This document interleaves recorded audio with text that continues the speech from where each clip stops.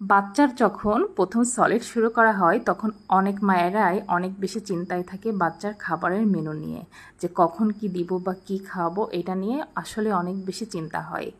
তো আপনারা এই খাবারটি ট্রাই করতে পারেন। এটা সকালের ব্রেকফাস্ট বা দুপুরের লাঞ্চে দিতে পারেন, যে কোনো একটা সময়ে। অনেক পুষ্টিকর প্লাস ভিটামিন দুইটাই থাকবে। তো দেখেছেন আমি একটা কোয়েল পাখির ডিম নিয়েছি সেদ্ধ করা, তো ভালোভাবে আমি ছিলে সেটা ধুয়ে নিয়েছি। ধুয়ে নেওয়ার পরে যেটা ম্যাশারের সাহায্যে ম্যাশ করে নিয়েছি।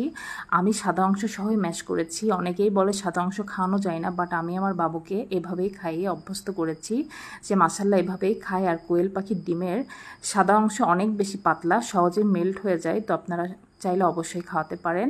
আর এখানে আমি পানি অ্যাড করব। কেউ চাইলে এখানে ফর্মুলা মিল্ক দিতে পারেন। আর ঘনত্বটা আপনাদের ইচ্ছা অনুযায়ী রাখবেন। আমার বাবু যেভাবে খায় আমি সেভাবেই ঘনত্বটা তৈরি করেছি। কেউ চাইলে একটু বেশি বা পাতলা করতে পারেন। এই যে তৈরি হয়ে গেল খুবই সুস্বাদু এবং পুষ্টিকর, মানে যে কোনো একটা বেলার সুন্দর একটা আইটেম।